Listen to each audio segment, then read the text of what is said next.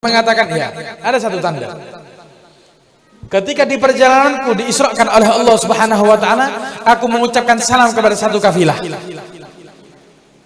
Dan nanti kafilah tersebut akan datang di hari ini. Hari yang ditentukan oleh Nabi Muhammad SAW. Sehingga orang-orang ini menanti apakah betul ucapannya Nabi Muhammad ini. Maka ditunggu. Zuhur datang, belum datang. Sudah waktu asar, belum datang. Sampai mau tenggelam, mereka belum datang. Sampai Nabi Muhammad berdoa kepada Allah Subhanahu wa taala, ya Allah, tampakkan kebesaran-Mu ya Allah. Kalau mereka tahu dan kafilah tersebut tidak datang kepada mereka pada hari ini, maka nanti agamamu akan dihinakan ya Allah. Maka Allah Subhanahu wa taala tandakan kebesarannya dengan didatangkan kafilah tersebut. Dan benarlah Nabi Muhammad SAW. Bagaimana tadi disebutkan juga, ketika beliau menaiki daripada langit ke-1, langit ke-2, langit ke-3 sampai langit ke-7, Nabi Muhammad SAW ketika mengetuk pintu, ketika dibukakan pintu daripada langit tersebut, beliau disambut dengan sambutan yang hangat, marhaban bil akhi shalih, marhaban bil ibni shalih. Disambut oleh datuknya Nabi Allah Adam, disambut oleh datuknya Nabi Allah Ibrahim, dengan sambutan yang hangat. Sebaik-baik tempat yang engkau datangi, sebaik-baik orang yang datang kepada kami. Ini adalah Nabi Muhammad SAW. Dan para nabi ini sebelumnya ketika di perjalanan bumi, ketika beliau diisrakan oleh Allah Subhanahu wa taala, yang perjalanan bumi tersebut berakhir di Masjidil Aqsa, dikatakan Nabi Muhammad SAW itu digandeng oleh malaikat Jibril. Ketika sampai di Masjidil Aqsa, semua para nabi Allah Subhanahu wa taala sudah berkumpul di Masjid Al-Aqsa. Semua para rasul sudah berkumpul di Masjidil Aqsa. Sehingga Nabi Muhammad digandeng oleh malaikat Jibril, diperintahkan untuk mengimami daripada mereka semua. Tapi ketika beliau setelah salam dipuji oleh Nabi Allah Ibrahim, maka Nabi Muhammad SAW memuji Allah Subhanahu wa taala dan bersyukur kepada Allah Subhanahu wa taala sambil beliau itu mengatakan, alhamdulillah, segala puji bagi Allah Subhanahu wa taala yang menjadikan umatku adalah umat yang terakhir, kata Nabi Muhammad. Segala puji bagi Allah Subhanahu wa taala yang menjadikan umatku adalah umat yang terakhir, tapi mereka ditakdirkan oleh Allah Subhanahu wa taala menjadi umat yang pertama kali masuk kepada surganya Allah Subhanahu wa taala. Dan itu diucapkan oleh Nabi Muhammad SAW di hadapan para rasul dan juga para nabi. Fa ikhwani rahimakumullah. Itu tandanya Nabi Muhammad SAW betul-betul bangga kepada kita. Tanda bahwasanya Nabi Muhammad SAW betul-betul gembira dengan kita, sampai dibanggakan di depan para nabi, di depan para rasul. Alhamdulillah. Dan itu adalah nikmat yang luar biasa yang diberikan oleh Allah Subhanahu wa taala.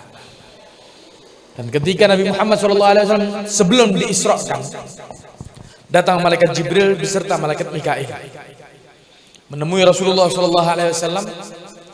Ketika itu terjadilah yang namanya pembelahan dada. Dibelah dadanya Nabi Muhammad SAW. Tapi jangan berpikiran bahwasanya malaikat tersebut mengeluarkan kotoran daripada hati Nabi Muhammad. Jangan kita berpikir seperti itu.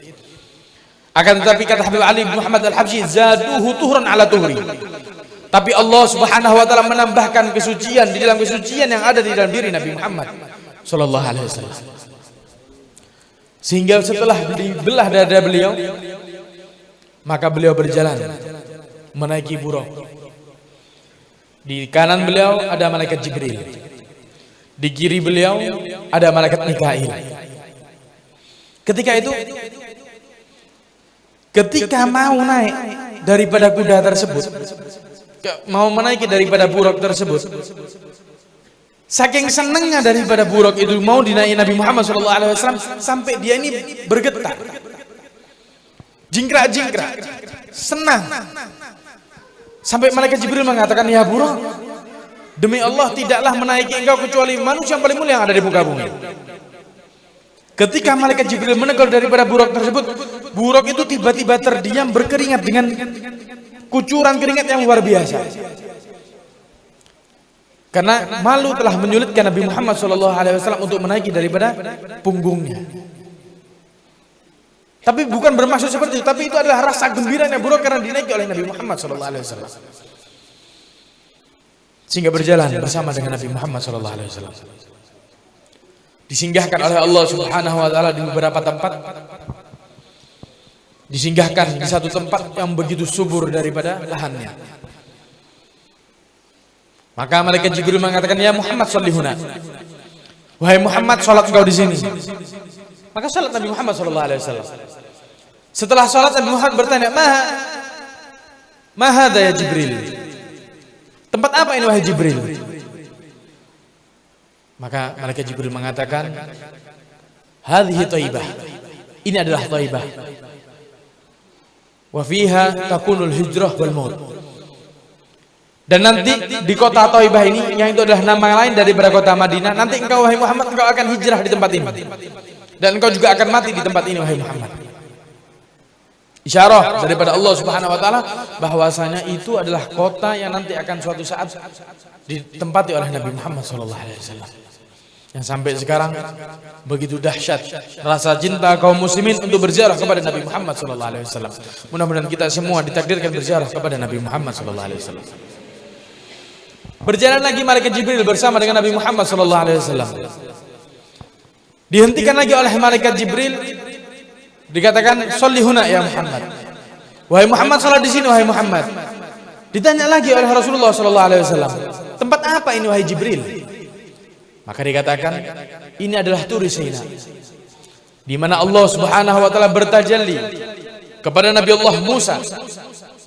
Ketika itu Nabi Allah Musa mengucapkan, berbicara kepada Allah Subhanahu wa taala. Berjalan lagi Nabi Muhammad SAW di satu tempat yang bernama Baitul Lahmi, yaitu adalah tempat yang dimana di situ dilahirkannya Nabi Allah Isa. "Sholli huna ya Muhammad." Salatlah engkau di sini. Tempat apa ini wahai Jibril? Ini adalah tempat di mana dilahirkannya Nabi Allah Isa. Sehingga kita ambil hikmah bahwasanya apa tujuan Allah Subhanahu wa taala meninggalkan Nabi Muhammad, disinggahkan di tempat Nabi Allah Musa, disinggahkan di tempat Nabi Allah Isa, tidak lain dan tidak bukan kecuali Allah ingin mengajarkan kepada Nabi Muhammad dan tujuannya kepada seluruh umatnya Nabi Muhammad SAW supaya kita itu pintar mengambil berkah. Kita mengambil berkah daripada para pendahulu kita, meskipun dianggap mereka yang kita ziarahi itu Nabi Muhammad adalah seorang yang mulia. Kalau kita mau hitung-hitungan, Nabi Muhammad adalah manusia yang paling mulia dibanding semua nabi. Tapi Nabi Muhammad masih berziarah kepada nabi-nabi yang sebelumnya, meskipun Nabi Muhammad lebih alim daripada mereka. Itulah yang diajarkan oleh Nabi Muhammad SAW. Dan berapa banyak sesuatu yang begitu banyak dilihat oleh Nabi Muhammad SAW.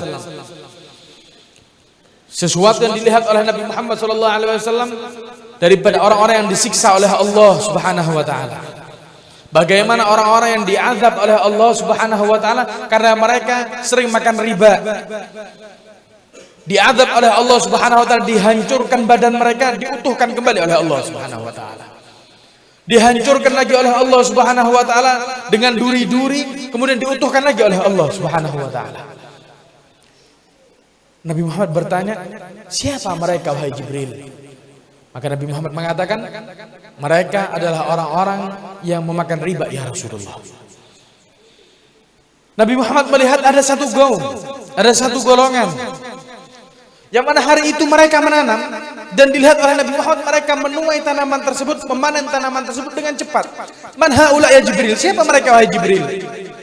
Maka dikatakan oleh Jibril, itu adalah orang-orang yang berjihad fisabilillah, yang berperang di jalan Allah Subhanahu wa taala.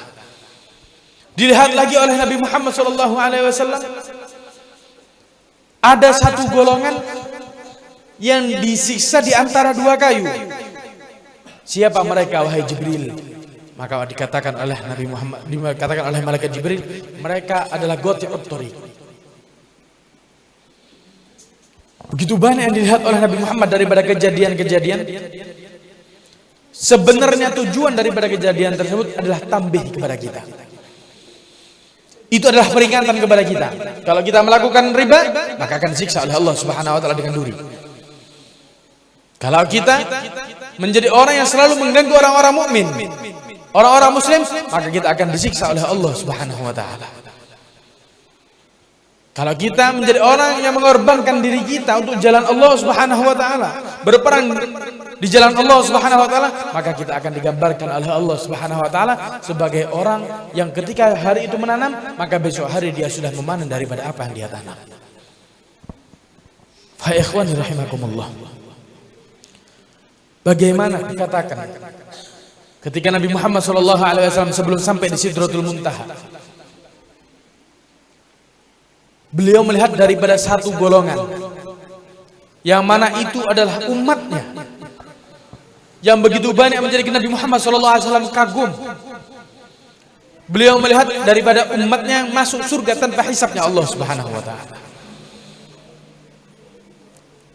Itu adalah sesuatu yang menggembirakan Nabi Muhammad. Itu adalah sesuatu yang menjadikan Nabi Muhammad SAW bangga, menjadikan Nabi Muhammad SAW bahagia. Karena tidak ada sesuatu yang menjadikan Nabi Muhammad bangga, tidak ada sesuatu yang menjadikan Nabi Muhammad bahagia kecuali sesuatu yang terkait dengan umatnya. Kalau Nabi Muhammad lihat umatnya masuk surga Allah Subhanahu wa taala, itu adalah sesuatu yang paling diinginkan oleh Nabi Muhammad. Begitu juga sebaliknya, kalau Nabi Muhammad melihat daripada satu kaum yang memasuki nerakanya Allah Subhanahu wa taala, maka itu adalah sesuatu yang menyedihkan Nabi Muhammad. Dan itu juga terjadi ketika dimi'rajkan oleh Allah Subhanahu wa taala, maka ketika melihat kanan beliau melihat daripada penduduk surga, maka beliau tersenyum. Ketika beliau menoleh kepada kiri, maka Nabi Muhammad melihat daripada penduduk neraka, Nabi Muhammad SAW sedih. Maka jangan sampai kita menjadi orang yang selalu menyakiti hati Nabi Muhammad. Jangan sampai kita menjadi orang yang menjadikan Nabi Muhammad SAW gelisah karena sebab amal kita. Karena itu adalah sesuatu yang tidak diinginkan oleh Nabi Muhammad SAW. Fa ikhwani rahimakumullah. Begitu banyak khususiyah Nabi Muhammad SAW.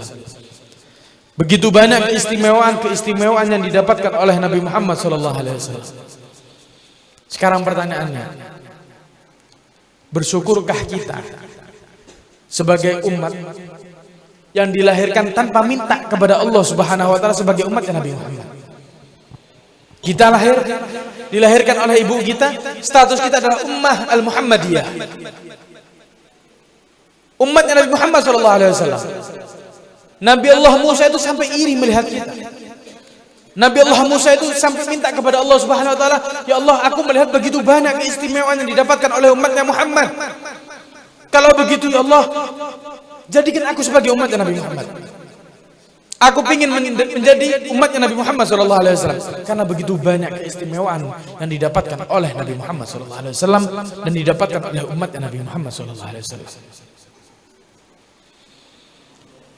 Tinggal bagaimana kita mensyukuri nikmat yang Allah berikan kepada kita secara cuma-cuma.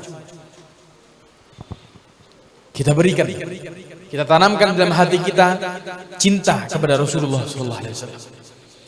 Kita tanamkan di dalam diri kita cinta kepada Habibullah Muhammad SAW. Kita pelajari sejarahnya. Ikhwani rahimakumullah. Kalau kita mau hitung-hitungan yang pantas,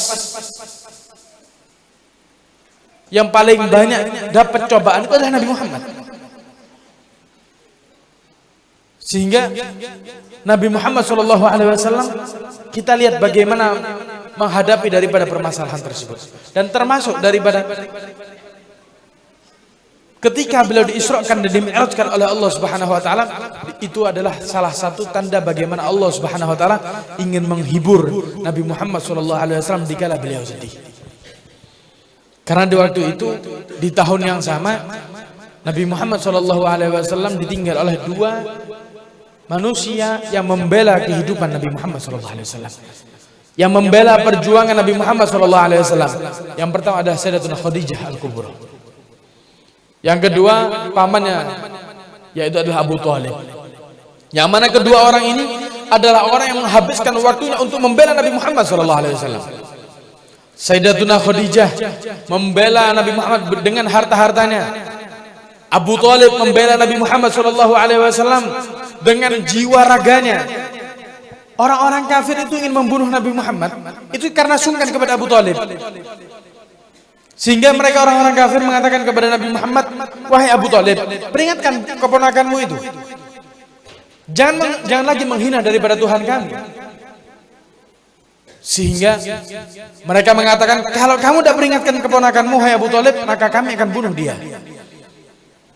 Sehingga Abu Thalib memperingatkan Nabi Muhammad SAW untuk tidak berdakwah secara terang-terangan. Tapi bukan berarti beliau melarang tersebarnya agama Islam. Tapi itu adalah ungkapan cinta Abu Thalib kepada Nabi Muhammad karena takut kehilangan Nabi Muhammad. Sampai orang kafir ini kehilangan akal. Bagaimana caranya supaya Abu Thalib memberikan keponakannya kepada kita? Salah satu di antara mereka berpikiran, kalau begitu kita cari orang yang anak yang tampan, yang gagah, kita berikan kepada Abu Thalib, dan sebagai gantinya Muhammad diberikan kepada kita. Sehingga mereka cari orang yang tampan, orang yang gagah, anak yang gagah dan tampan diberikan kepada Abu Thalib. Wahai Abu Thalib, bagaimana kalau kita tukar? Muhammad berikan kepada kami dan kami akan berikan anak ini kepada engkau, wahai Abu Thalib. Apa yang dikatakan oleh Abu Thalib? Apakah kalian gila? Celaka kalian. Kalian memberikan kepadaku seorang anak untuk aku rawat, dan aku berikan kepada kalian keponakanku untuk kalian bunuh. Itulah beliau paman daripada Rasulullah SAW. Itu adalah Abu Thalib yang hidupnya diberikan kepada Nabi Muhammad SAW. Diberikan untuk membela Nabi Muhammad SAW. Sehingga ketika beliau meninggal, Sayyidatuna Khadijah meninggal, Sayyidina Rasulullah SAW menangis. Sayyidina Rasulullah SAW sedih karena ditinggal oleh dua orang yang dicintai oleh beliau. Dan Allah Subhanahu wa taala perjalankan Nabi Muhammad SAW Isra dan juga Mi'raj. Dan juga di situ di perjalanan Isra-nya Nabi Muhammad SAW ada satu golongan yang dilihat oleh Nabi Muhammad SAW yang diazab, dihancurkan kepalanya, kemudian diutuhkan kembali, dihancurkan lagi, diutuhkan kembali. Rasulullah bertanya, "Man haula ya Jibril?" Siapa mereka wahai Jibril? Maka dikatakan oleh malaikat Jibril, mereka adalah orang yang berat kepalanya untuk mendirikan sholat, wahai Muhammad. Mereka adalah orang yang tidak mau mendirikan sholat, wahai Muhammad. Kalau kita cermati daripada hadis tadi, pertama kali sholat yang diwajibkan oleh Allah Subhanahu wa ta'ala itu adalah 50 kali. Ketika turun Nabi Muhammad SAW, maka Nabi Musa bertanya, apa yang kau bawa? Sholat 50 kali wahai Musa. Maka Nabi Musa mengatakan, kembali kepada Allah wahai Muhammad. Salhut takhfif, mintalah pengurangan daripada Allah Subhanahu wa ta'ala. Kembali lagi kepada Allah Subhanahu wa ta'ala, minta pengurangan, dikurangi oleh Allah Subhanahu wa ta'ala 10. Kembali lagi kepada Nabi Allah Musa, berapa wahai Muhammad? Disebutkan oleh Nabi Muhammad, minta lagi kurangan daripada Allah Subhanahu wa ta'ala, umatmu tidak mungkin mampu. Saya sudah pengalaman, kata Nabi Allah Musa. Sulit menghadapi Bani Israel ini. Sampai Nabi Muhammad mondar-mandir bertemu dengan zatnya Allah Subhanahu wa ta'ala, sampai menjadi 50 tersebut menjadi 5 waktu. Dan itu pun masih banyak kita tinggalkan. Waliyatubillah min dzalik. Fa ikhwani rahimakumullah, salat ini adalah oleh-oleh daripada Rasulullah. Kalau kita belum tahu maknanya, coba lihat apa terjemahan daripada apa yang kita baca ketika sholat. Daripada Fatihah, di situ kita minta kepada Allah Subhanahu wa ta'ala, ihdinas siratal mustaqim. Ya Allah, berikan kepada kami petunjuk kepada jalan yang lurus. Iyyaka na'budu wa iyyaka nasta'in. Ya Allah, kepadamu kami menyembah, kepadamu kami meminta pertolongan ya Allah. Meminta perlindungan ya Allah. Itu adalah doa kita kepada Allah Subhanahu wa taala, minta kepada Allah Subhanahu wa taala. Sehingga kalau orang yang cerdas itu dia lebih banyak curhat kepada Allah dibanding curhat kepada manusia. Sekarang kan kalau kita pikir-pikir, kita ini kalau cerita kepada teman itu hati ini keluar semua. Bahkan mungkin kalau kita cerita kepada teman itu nangis. Tapi tidak begitu keadaan kita ketika kita minta kepada Allah Subhanahu wa taala. Tidak begitu keadaan kita ketika kita bermunajat kepada Allah Subhanahu wa taala. Karena memang derajat kita mungkin masih derajat yang bawah. Tapi kita diperintahkan untuk memupuk daripada keimanan kita itu sampai kita merasakan apa yang dirasakan oleh as-salafus saleh. Mereka merasa lezat ketika beribadah kepada Allah Subhanahu wa taala. Mereka merasa lezat ketika beribadah, melakukan sholat kepada Allah Subhanahu wa taala, maka di situ mereka merasa permasalahannya sudah selesai. Fa ikhwani rahimakumullah. Kalau kita cinta kepada Nabi Muhammad, maka pasti kita melakukan apa yang dilakukan oleh Nabi Muhammad. Kalau kita rindu kepada Nabi Muhammad, maka pasti kita akan melakukan sesuatu yang mendekatkan diri kita kepada Nabi Muhammad. Maka dari itu kita minta kepada Allah Subhanahu wa taala supaya kita dijadikan oleh Allah Subhanahu wa taala sebagai umat, sebagai hamba yang baik, sebagai hamba yang pandai mengintrospeksi diri, melihat diri kita, pandai mengoreksi apa kesalahan yang ada dalam diri kita. Kalau orang sudah bisa mengoreksi diri, maka itu adalah orang yang hebat. Kita tidak usah memikirkan aibnya orang, sedangkan aib kita sendiri masih banyak. Buat apa kita capek-capek ngurusi orang sedangkan diri kita sendiri masih banyak kekurangan? Waliyadzubillah min dzalik, kita terlalu banyak menghujat orang sedangkan hujatan tersebut ada di dalam diri kita. Waliyadzubillah min dzalik. Mudah-mudahan kita minta kepada Allah Subhanahu wa taala supaya Allah Subhanahu wa taala berikan inayahnya kepada kita. Allah berikan kepada kita pertolongannya. Allah berikan kepada kita hidayahnya sehingga kita dijadikan oleh Allah Subhanahu wa taala sebagai hamba-hamba yang terbaik, hamba-hamba pilihannya Allah Subhanahu wa taala. Mudah-mudahan kita meninggal dalam keadaan husnul khatimah, meninggal dalam keadaan husnul khatimah, meninggal dalam keadaan husnul khatimah. Ya Allah biha, ya Allah biha, ya Allah bi husnul khatimah. Ya Allah biha, ya Allah biha, ya Allah bi husnul khatimah. Ya Allah biha, ya Allah biha, ya Allah bi husnul khatimah. Hakadha min wabillahi taufiq wal hidayah. Wassalamualaikum warahmatullahi taala wabarakatuh.